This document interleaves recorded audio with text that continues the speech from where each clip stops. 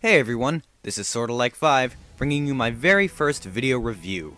On this blog, I'll be posting reviews, editorials, top 10 lists, and other videos mostly centering around anime and cartoons, but I like to branch out to other mediums as well, like movies, video games, and whatnot. Let's not waste any more time and start the review.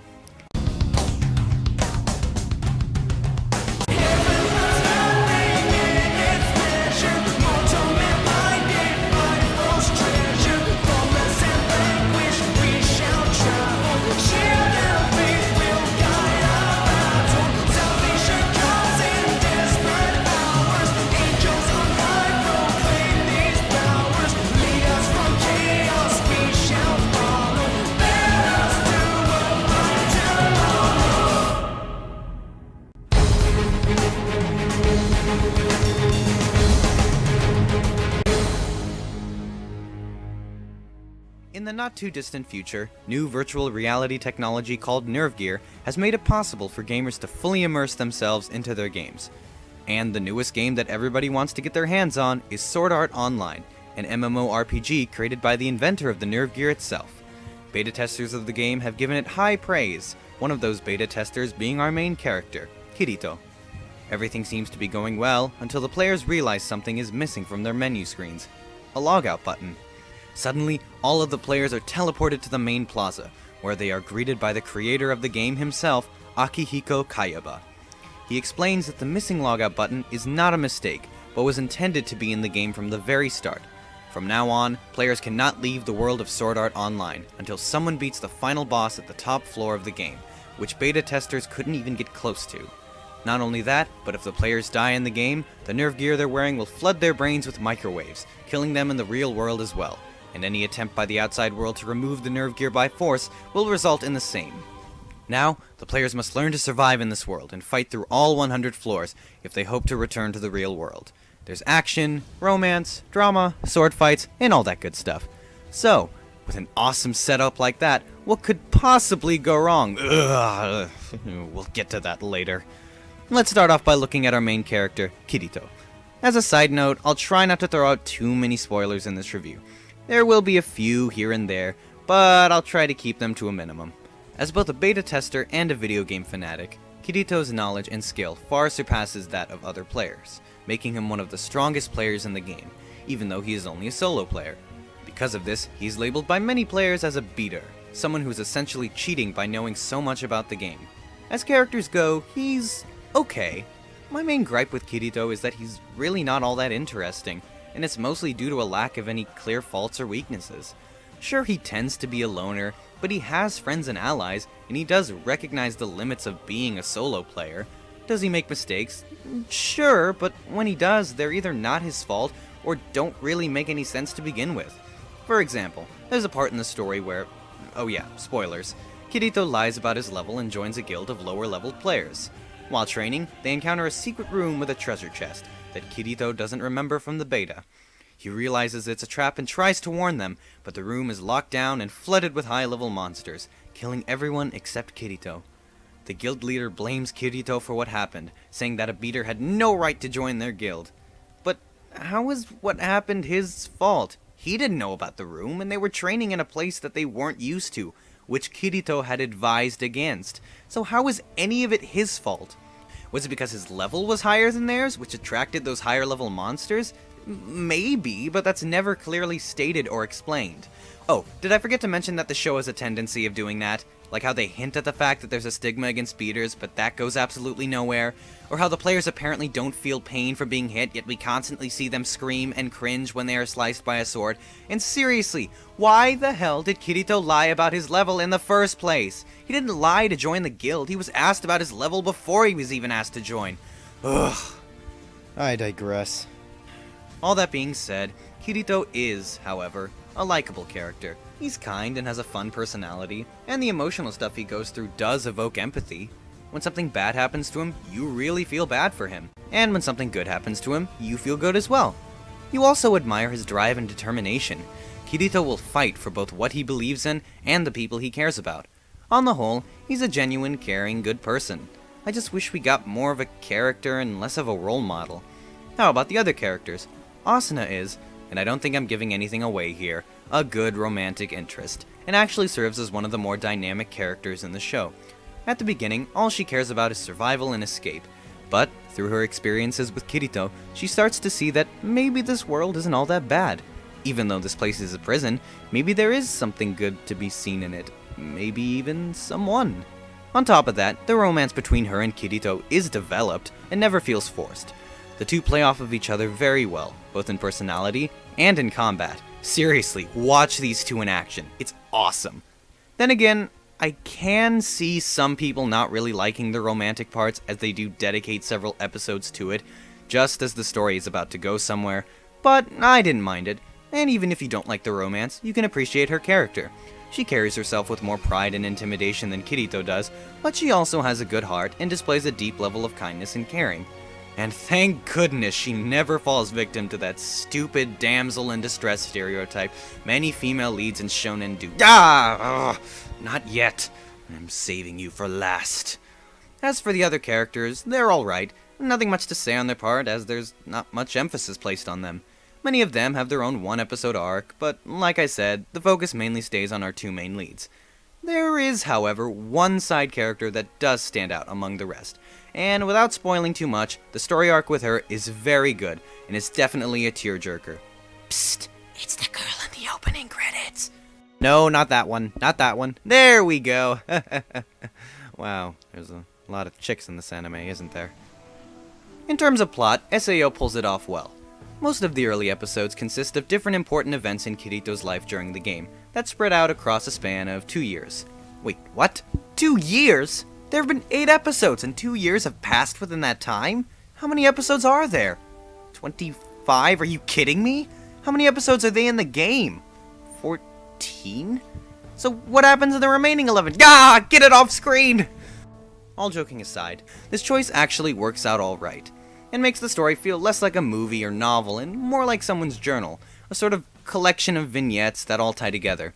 This is probably due to the fact that SAO is based off a novel of the same name, which from what I've read, flows in a similar manner to the anime. When the pacing does slow down near the end, the story never falls off, and actually builds up to kind of a spontaneous but somehow fitting climax. My only wish is that the story went more in depth with the world of SAO and the culture of the people living there. It's little things, like how there's supposed to be some sort of stigma against beaters, or how the game has information brokers, or the fact that there's a group called the Laughing Coffin who actually murder fellow players. Wait, what? Holy crap, that's awesome! Well, not awesome, but interesting. Unfortunately, they never go in depth with any of it. It's shown and mentioned, but that's about it. Now let's move on to the technical stuff. Sword Art Online's animation is great. The colors, the backgrounds, the friggin' amazing sword battles, it's all great. What stood out to me especially was the lighting in several scenes. I don't know how to explain it, it just looks very realistic. The guy who did the animation, Takehiro Shikama, has actually worked on quite a few projects of notability, some of which include Blue Exorcist, Gundam 00, Idol Master, and a few others. Character designs are unique and memorable, which for anime is a normal thing. The costume designs are reminiscent of several Japanese RPGs, sort of a mix of modern Japanese styles with classic fantasy armor and apparel. Nothing new, but then again, the show centers around being trapped in a Japanese RPG, so it fits. The music is kinda along the same lines, similar to something you'd hear out of a Final Fantasy game, but like I said before, it fits the genre. All in all, Sword Art Online is a great anime. What it lacks in some areas is easily made up for in others. The story is a dramatic and enjoyable ride, and the animation keeps you coming back for more. Thanks for watching the review, and I hope to see you next time. Is how I'd like to end the review. Believe me. But no, I've only covered 14 of the 25 episodes. And you wanna guess what the remaining 11 are like? Let's just get it over with. It's been 2 months since Kirito beat Sword Art Online. Oh, right. Spoilers. And he's trying to readjust to the real world as best he can. He's gone through physical therapy to get his body back in shape, yet for some reason never sees a mental therapist, and is trying to reconnect with his sister, who he's been distant to in the past. But it seems something else is holding him back from fully readjusting. Asuna, along with several hundred other players, have yet to wake up from the game. He visits her constantly, trying to help in whatever way he can, That is until he meets Sugou, a scientist who works for Asuna's father's company. It turns out that the two are going to be married, all while Asuna is still in a coma. How does this work? I have no clue. They say something about it technically being adoption into the family and not really marriage, but it's confusing and not really explained. Again, the show has a tendency of doing that. I'm more concerned with the fact that Asuna's father is totally okay with marrying off his 17-year-old daughter while she's still in a coma. Seriously, how's that conversation gonna go when she wakes up? But it turns out that whatever, that guy, is actually a huge pervert, and is taking advantage of the fact that Asuna is asleep in order to marry her. Not only that, but it turns out that Sugou is the one keeping Asuna and the rest of the players trapped in the nerve gear. How? Because when the company that ran SAO went bankrupt, the remaining servers were taken over by Asuna's father's company, and the person put in charge of overseeing the servers was Sugou, who now has direct control over the remaining players still trapped. Okay, is Asuna's father just a complete idiot? How could he not known what's going on with this guy? Don't you think he would be personally overseeing what the scientists in his company are doing, as it is, you know, his daughter's life on the line? Sugou threatens Kirito to stay away and never see Asuna again, or else he will kill her, I think he was trying to say. Kirito leaves defeated, but his hopes are rekindled when he finds out that Asuna is being held at the top of a giant world tree, inside of a new virtual reality game, Alfheim Online. Now, Kirito must dive back into the world of VR in order to save his true love. So, okay, the setup is a bit flawed, but there's not too much wrong with it. So where's the problem? Well, let's take a look. As a warning, this section will contain quite a few spoilers, so be forewarned. Problem number 1. Most of the story is pointless. So what? Kirito has to enter this new game and find Asuna. Okay, so he's gonna need some help along the way. Maybe he'll get some help from Klein or Eagle, or maybe one of the other girls, right? Actually, no. In fact, we don't really see any of the characters from the first half of Season 1. Alright, well, maybe we'll see some new characters along the way. One of these new characters is Lifa, a player whom Kirito saves upon first entering the game. After explaining to her that he needs to get to the World Tree, she agrees to help him out, as he did save her life. But what a coincidence! It turns out Lifa is actually Kirito's sister, Sugu. Wait, Sugu... Isn't that confusing? Oh, and don't worry, we'll get to her in a sec. On their journey, Kirito learns that the game's races are completely divided, and a huge war between them is quite possibly on the horizon. And one of the powerful races known as the Salamanders have discovered the location of a secret meeting between two of the races, and plan to ambush them and kill the leaders. Now, Kirito must stop this from happening and restore peace to who the hell cares? Seriously, none of this is necessary. We already have a story set. Why do we need to throw an assassination attempt into the mix? Sure, if it's tied together with the main story, it'd be fine, but it doesn't. Not only that, but the fights don't feel as important or grand when the players can't die. In SAO, it didn't matter what was happening, every fight had a real risk of death. When you take that away, it doesn't really matter anymore. But it happens, it takes up 3 episodes of time, and is entirely pointless. Problem number 2. Asuna does nothing. Remember when I mentioned that anime likes to make their tough female characters into damsels in distress? Rukia in Bleach, Colin in Code Geass, even Riza Hawkeye in Brotherhood. All of these badass women forced into this one stupid stereotype. And, like I said, it's stupid. I don't mind DIDs all that much, but if a character can clearly defend themselves, why do they need to become damsels in distress? The answer is, they don't. And it seems Asuna falls victim to this stereotype as well. For most of the second half, she's trapped in a giant bird cage, dressed in revealing clothing, being visited by Herbert the pervert over here, basically sitting around moping and doping. Well, okay, not entirely. She does break out at one point, and even finds an admin console to log herself out. But what happens? She stares at the button for like 8 seconds, monologuing to herself before, you guessed it, she gets captured again. Seriously, push the freaking button, you idiot! And don't even get me started on what happens to her at the climax. Let's just say Sugou shreds what little dignity she had left. Quite literally, actually. It's one of the creepiest scenes in the show, not counting the giant slug tentacle scene. Ew. And lowers one of the coolest characters in the show to nothing more than a princess waiting to be rescued. Problem number 3. The sister. Oh, actually, let me rephrase that. Sugu isn't actually Kirito's sister, she's his cousin. It turns out that Kirito has grown up with his aunt and cousin, who adopted him when Kirito's parents died. We see him find out in a flashback, which actually serves as the reason for Kirito distancing himself from his family and becoming more obsessed with video games. But while Kirito is trapped in Sword Art Online, Sugu's mother reveals the truth to her daughter. And when Kirito wakes up, she begins to act strangely around him, always nervous and trying to act really nice. Not only that, but whenever the topic of Asuna comes up, she gets very sad.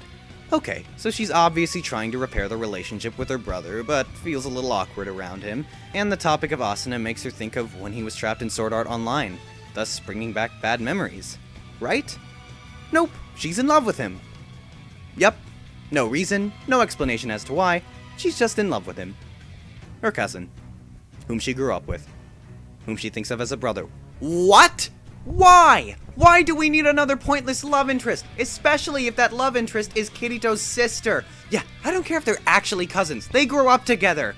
If she had a reason for being in love with him, then maybe I'd understand. But there is no reason. She's just in love with him. Okay, well maybe she's an interesting character. Nope. She's overdramatic, emotional, has no self-confidence, and has no interesting personality traits. Nothing. Oh, but that's okay. You don't need to be a likable character if you're a female. Just throw in some pointless fan service scenes with her. Oh, and just so you know, she's 14 years old. Starting to see the problem here. Oh, this could have been such an interesting character. And I think that's the saddest part. The fact that you want to like her, but the show literally does everything for you to hate her. So yeah, that was part 2 of Season 1. And I can't lie, it almost ruined Sword Art Online. It was so unnecessary, so degrading, and made an anime that could have been really something into something really stupid. So, does that mean that I hate Sword Art Online and that you shouldn't watch it? Well, no. Like I said before, the first half of it is really good, and while the second half is unbearable, it doesn't completely destroy Sword Art Online. There is still hope for the future, as the second season is to be released soon, and takes place in an entirely new game. So, who knows? Maybe this next season will make up for past mistakes. In the end, Sword Art Online is good, but is held back from being truly great by a less than satisfactory second half. But if you can bear with the show through the bad parts, you'll end up liking it okay.